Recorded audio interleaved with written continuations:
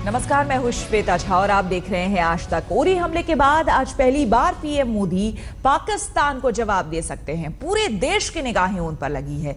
हर कोई जानना चाहता है कि आखिर वो पाकिस्तान पर क्या वार करेंगे। दरअसल आज मोदी केरल के दौरे पर हैं, जहां बीजेपी कार्यकारिणी के साथ साथ एक रैली को भी संबोधित करेंगे। ये रैली उरी हमले के बाद पहली सार्वजनिक रैली है।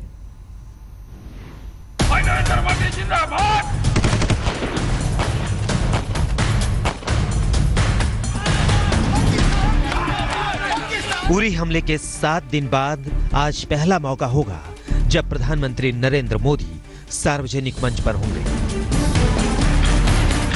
पीएम मोदी बीजेपी कार्यकारिणी की बैठक में शामिल होंगे, जहां बीजेपी के कार्यकर्ताओं को मोदी मंत्र तो मिलेगा ही, पाकिस्तान पर भी पीएम मोदी के तल्ख तेवर की भी झलक मिल सकती है। दिल्ली की सल्तनत को हिंदुस्तान पूछ रहा है।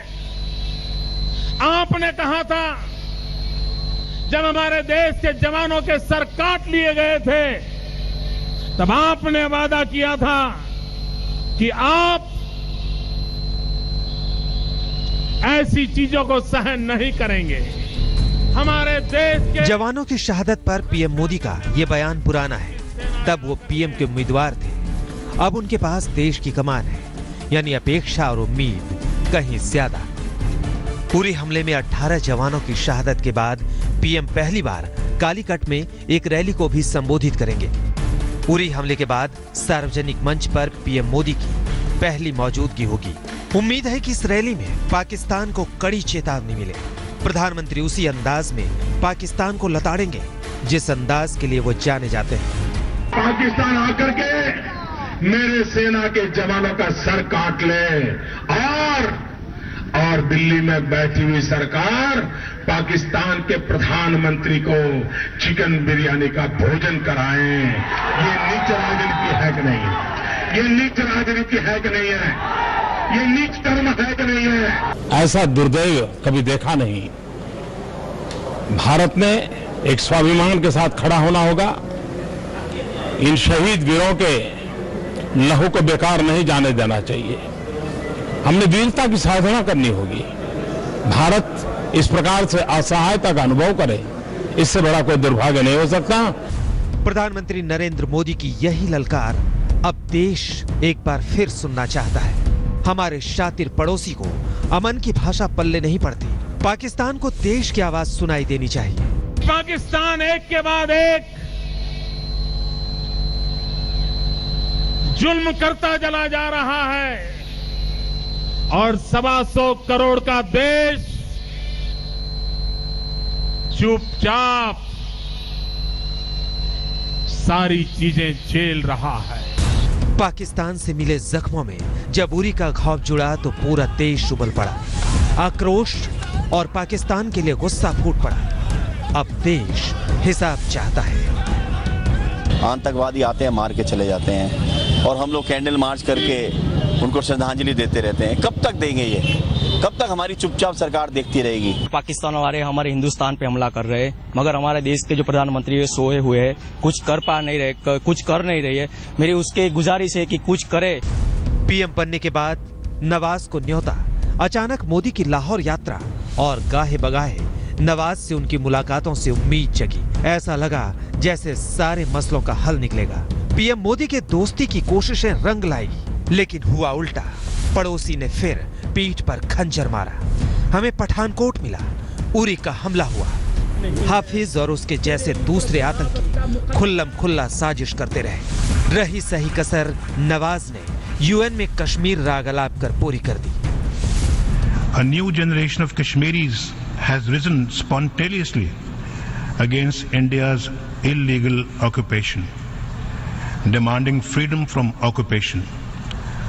Burhan Wani, the young leader murdered by Indian forces, has emerged as a symbol of the latest Kashmiri intifada. अब जवाब देने का वक्त हमारा है। ऐसा जवाब जिससे पाकिस्तान के दोनों शरीफ यानी पीएम नवाज शरीफ और सेना प्रमुख राहिल शरीफ के होश ठिकाने हो जाएं। आज जब पीएम कालीकट में बोले तो आवाज इस्लामाबाद तक सुनाई दे। ऐसी गर्जना हो कि इस्लामाबाद कांप उठे। हिमांशु मिश्रा, कोझिकोड, आज तक। और इस बीच एक बड़ी खबर इस्लामाबाद से आ रही है। एक बार फिर पाकिस्तान ने भारत के दावों को खारिज कर दिया है। पाकिस्तान के गृह मंत्री चौधरी निसार ने उरी हमले में भारत के पास पाकिस्तान के खिलाफ कोई सबूत ना होने की खोखली दलील दी है।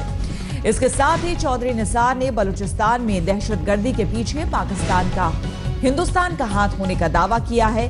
भारत पर आरोप लगाया कि बलूच नेता बुख्ती को भारत का समर्थन हासिल है और पाकिस्तान की अगली रणनीति इस मामले को इंटरपोल में उठाने की है। तो एक और झूठ बोला गया है पाकिस्तान की तरफ से। दो तस्वीरें आपके सामने। एक तस्वीर में आप वहां के गृह मंत्री को देख सकते हैं जिन्होंने साफ तौर पर कहा है कि भारत के पास कोई भी सबूत नहीं है जो हमले हुए हैं उसे लेकर। और दूसरी तस्वीर में आप देख सकते हैं वो सबूत उरी हमले में जो कि पाकिस्तान को बेनकाब कर रहे हैं।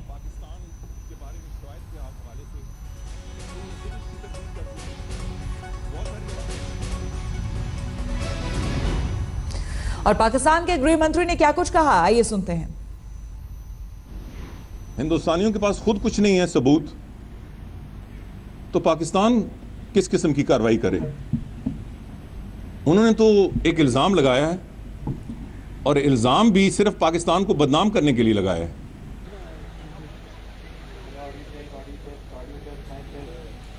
हमने तो यहां मीडिया पे कोई कदर नहीं लगाई, कोई सेंसरशिप नहीं लगाया। सेंसरशिप तो उन्होंने लगाई। क्यों लगाई? क्योंकि पहले उनके झूठ के पोल इतने खुल गए कि उन्हें सेंसरशिप लगानी पड़ी। जो खड़ा होके शख्स खड़ा हुआ उसने झूठ ही बोला।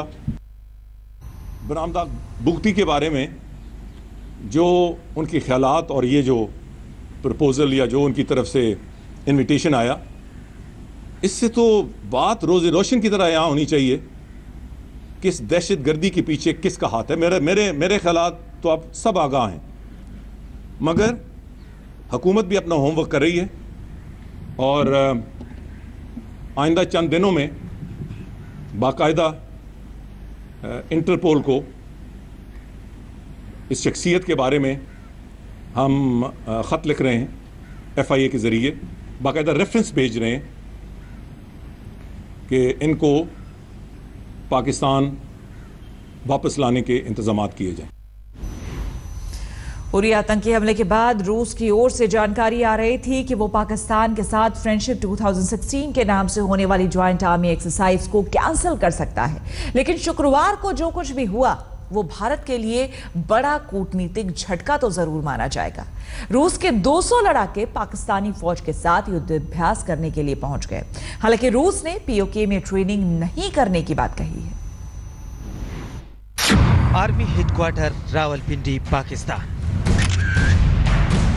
23 सितंबर की तारीख पाकिस्तान फौज के इतिहास में सुनहरे पन्नों में दर्ज की जाएगी। ये वो तारीख है जब पाकिस्तान की धरती पर पहली बार रूसी फौज के कदम पड़े।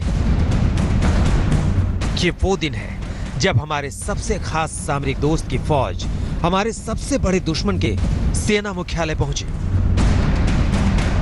पाकिस्तान आज बहुत खुश होगा।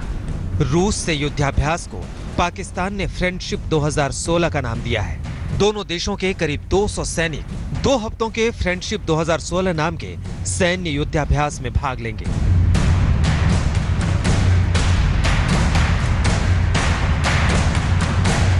पाकिस्तानी फौज के सेना प्रवक्ता लेफ्टिनेंट जनरल असीम बावजा ने खुशी जाहिर करते हुए ट्वीट की चिड़िया उड़ाई और लिखा,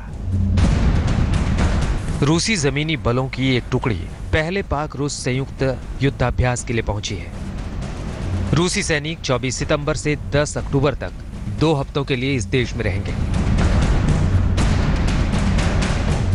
यानी 16 दिनों तक रूस की फौज पाकिस्तान के पहाड़ी इलाकों में पाकिस्तानी फौज के साथ तजुर्बा साझा करेगी। यह युद्धाभ्यास ऐसे समय में होगा जब मॉस्को और इस्लामाबाद के बीच रक्षा संबंध मजबूत हुए हैं और इस्लामाबाद अत्याधुनिक रूसी युद्धक विमान खरीदने पर विचार कर रहा है। रूस ने पहले ही Mi-35 लड़ाकू हेलीकॉप्टर देने का फैसला किया है।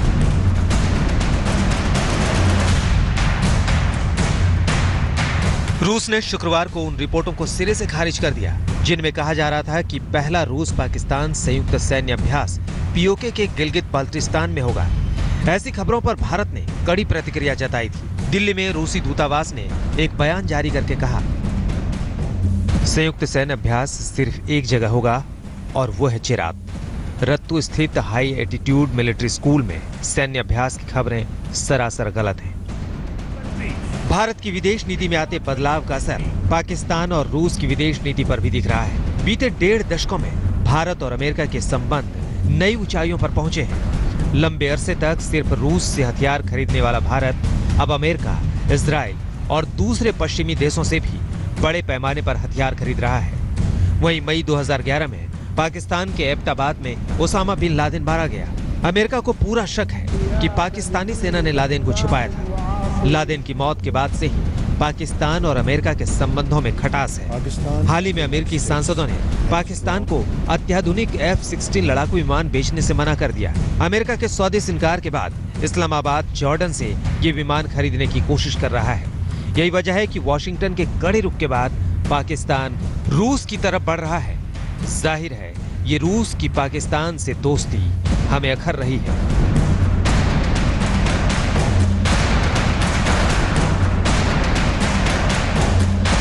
आज तक ब्यूरो। हम यहाँ पर रुकेंगे एक छोटे से ब्रेक के लिए, लेकिन ब्रेक पर जाने से पहले आपको बता दें कि कोझिकोड में बीजेपी की राष्ट्रीय कार्यकारिणी की बैठक चल रही है, जहां पर प्रधानमंत्री नरेंद्र मोदी पहुंचने वाले हैं और हमारे संवाददाता हिमांशु मिश्रा हमारे साथ जुड़ गए हैं वहां से। उनसे और जानकारी लेंगे, लेकिन इस ब्रेक के बाद बने रहे हमारे साथ, देखते रहिए। और इस वक्त हमारे संवाददाता हिमांशु हमारे साथ जुड़ गए हैं। कोझिकोड में बीजेपी की राष्ट्रीय कार्यकारिणी वहां पर चल रही है। हिमांशु, जानना चाहेंगे प्रधानमंत्री वहां कब तक पहुंच रहे हैं और आज काफी उम्मीदें हैं, बताया जा रहा है कि शायद उम्मीद जताई जा रही है कि शायद प्रधानमंत्री उरी हमले को लेकर कुछ कहें। देखिए श्वेता, प्रधानमंत्री नरेंद्र मोदी जो है वो 4 बजे जो है कोझिकोड पहुंचेंगे और उसके बाद सीधा वो इस रैली को संबोधित करेंगे, जहां पर बीजेपी की राष्ट्रीय परिषद की बैठक चल रही है। लेकिन बड़ी बात यह है कि उरी की घटना के बाद पहली बार प्रधानमंत्री नरेंद्र मोदी जो है वो जनता को संबोधित करेंगे। और ये हमेशा रहा है कि प्रधानमंत्री नरेंद्र मोदी जो है जितने करंट इश्यूज होते हैं उस पर जरूर बोलते हैं, और ऐसा नहीं होगा कि यहां से पाकिस्तान को पाकिस्तान ने जो किया है उसके लिए लताड़ा नहीं जाएगा। और प्रधानमंत्री इसके जो है बिल्कुल पाकिस्तान को ना सिर्फ कड़ा संदेश देंगे बल्कि चेतावनी भी देंगे, और उसी अंदाज में देंगे जब वो प्रधानमंत्री नहीं थे। उससे पहले जिस तरीके के बोल वो बोला करते थे, उसी तरीके के अंदाज से प्रधानमंत्री नरेंद्र मोदी पाकिस्तान को कहेंगे कि अब नहीं सुधरे तो शायद आपके लिए यह अंतिम मौका है। और यानी कि एक कड़े संदेश की उम्मीद की जा रही है प्रधानमंत्री से। बहुत बहुत शुक्रिया हिमांशु आपका तमाम जानकारी के लिए। रुकेंगे यहाँ पर एक छोटे से ब्रेक के लिए, बने रहे हमारे साथ, देखते रहिए आज तक।